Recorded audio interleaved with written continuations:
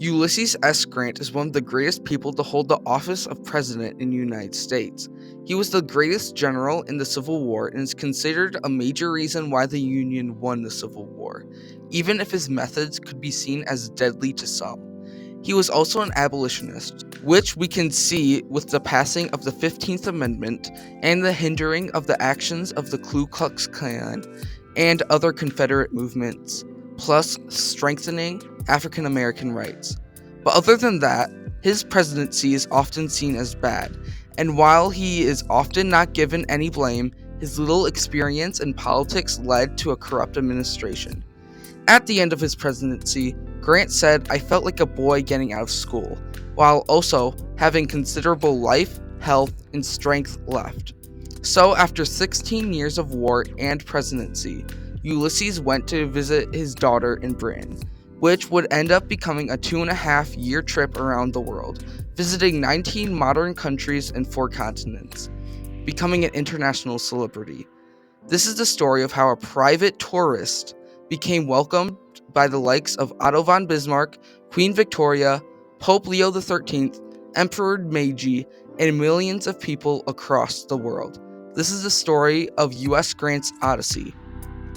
It's important to know why Grant went on this vacation in the first place. It starts with Grant's daughter, Nellie. Nellie had moved to the United Kingdom after marrying Algernon Sartoris.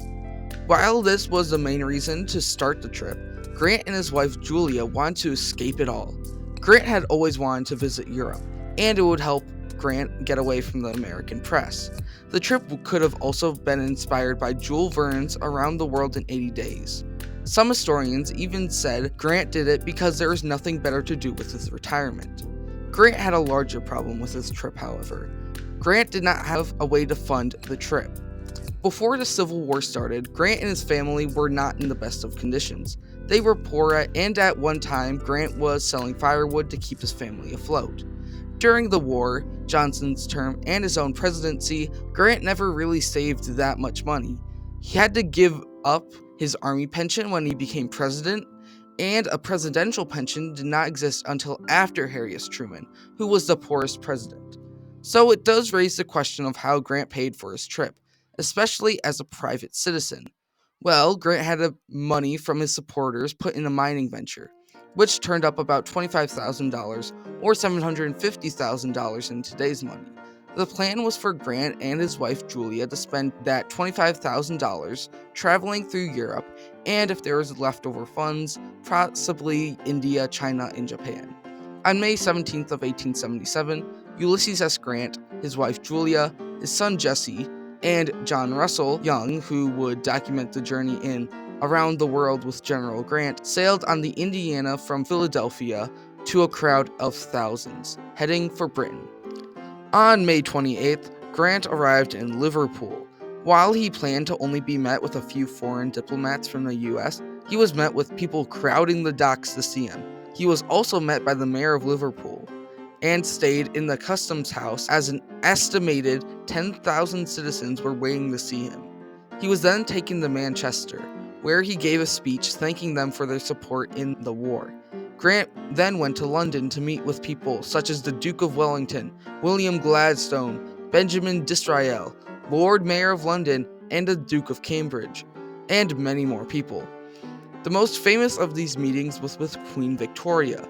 The dinner went surprisingly badly, and while the meeting ultimately helped the English and American relations, the actual interactions between the Queen and the former president were not the best. Not only was their son Jesse originally not allowed to eat with them, but the couple was treated with the idea that they were brutish, especially Julia, in mostly indirect ways. After this, Grant went to stay with Nellie in Southampton.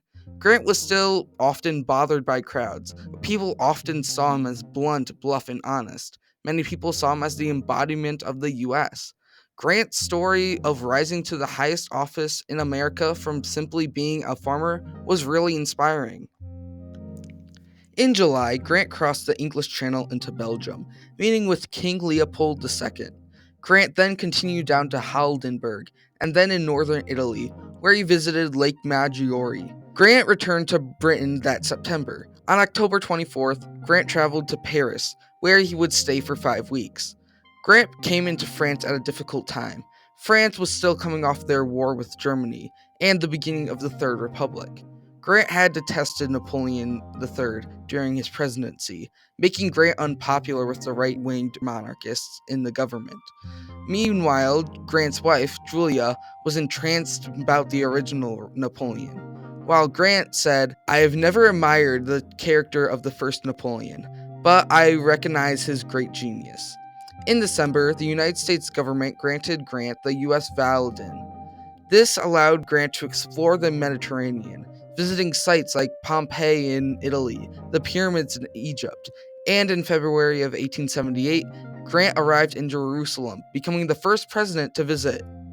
During his trip across the Mediterranean, Grant read Homer's Odyssey. In early March, Grant arrived in Constantinople, meeting with Sultan Abdul Hamid II. Seeing his love for animals in Constantinople, the Sultan said that Grant could have two. Grant, ever the horse lover, picked up 2 dappled gray horses, which were sent home. Grant was also surprised to learn that the Ottoman soldiers learned about tactics from his battles. Grant then traveled to Athens, where the Pantheon was illuminated in his honor. Grant would often become an unofficial ambassador for the United States on his trip. As we can see with Greece, the King of Greece, George I, asked about Grant's opinion on Turkish relations. Grant left the Vatican, heading towards Rome. Grant met with Italian King Umberto I and Pope Leo XIII, discussing with the latter about the separation of church and state. Grant marveled at the sights of Rome, other than the Vatican's art, which Grant had little interest in. In May, Grant returned to Paris to visit the Universal Exhibition. While Grant enjoyed it, he thought it paled in comparison to the Centennial Exhibition the US hosted. But that was also Grant's opinion on Paris in general. Grant would travel to Berlin, meeting with Otto von Bismarck, the Chancellor of Germany. Grant would talk with Bismarck often during his time in Berlin, including a military demonstration. During these talks, one of these discussions show Grant's dedication to the fact that the Civil War was fought over slavery. But it had to be done. Yes, you had to save the Union, just as we had to save Germany. Not only save the Union, but destroy slavery. I suppose, however, the Union was the real sentiment, the dominant sentiment. In the beginning, yes, but as soon as slavery fired upon the flag, we all felt, even those who did not object to slavery, that slavery must be destroyed. We felt that it was a stain to the Union, that men were sold like cattle. Grant would go on to call Bismarck one of the leading men of Europe. In July, Grant left for Denmark and Sweden-Norway, meeting with the Danish king and queen, before heading to St. Petersburg, meeting with Alexander II, who was very interested in Native Americans. At the end of the summer, Grant went to Vienna and met with Franz Joseph I and Wilhelm I of Germany. Grant was now thinking of his next steps, not only for his trip, but also for his career. Many Republicans still wanted Grant to return home for a third term. Hayes did not want to run again in 1880, and Grant's popular reception around the globe made many news sources less critical. Anyway, the Secretary of the Navy, Richard Thompson, gave Grant access to the government steamer Richmond, allowing Grant to visit Asia through the Suez Canal, but Grant initially would leave on a different boat. On February 13, 1879, Grant arrived in Mumbai, then called Bombay, before leaving by elephant to Jabalpur, which he enjoyed very much. Overall, while Grant was amazed that the streets had little beggars, he did disagree with much of the ruling party, Britain. Also in India, Grant visited the Taj Mahal, which Julia said was the second greatest building she had seen, other than the White House. During his stay, Grant was accused of being drunk and groping women by Lord Lytton. Many historians dispute this claim for many reasons, mostly since no other drunk outbursts were recorded during his trip, and Grant has never been reported groping women. Grant continued to go around Southeastern Asia, visiting Burma, Singapore, Thailand, Hong Kong, and Canton, where 200,000 people lined up to meet him. Grant visited Shanghai in late May, Peking on June 3rd, and finally the Great Wall of China. The Grants headed towards Japan in mid-June. Grant was surprised by Japan's beauty and even planted a banyan tree at a local park. On July 3rd, he arrived in Tokyo, meeting with Emperor Meiji on July 4th, who was very impressed with Grant's military experience. Grant was also a part of a mediation between China and Japan over the Luchu Islands. You see, back when Grant was in China, he talked to the Prince Kung about railroads and debt. During this meeting, Kung asked Grant to mediate between China and Japan over the Luchu Islands' ownership, due to his immense influence. Grant eventually agreed and helped begin talks over the islands. Grant would leave Japan on September 3rd, heading towards San Francisco. To not get bored on his trip, Grant read Les Miserables at the suggestion of Julia. Also during Grant's time at sea, he was still thinking about a third term. Grant had learned a lot during his trip to Asia, and that he wanted to implement during a third term. Mainly increased trade and investment in Asia, as he saw huge potential in China and especially Japan, with the Meiji Restoration. Grant also wanted a sort of League of Nations. While still publicly he said he didn't want a third term, some close to him said he was scheming. Grant arrived in San Francisco on September 20th with a huge crowd welcoming him. In early October, Grant headed to Yosemite, Portland, and Sacramento. Grant began his trip across America by visiting the Virginia Mining Company in Nevada for 3 days, descending 1,700 feet into their mine with Julia, who he dared to come along.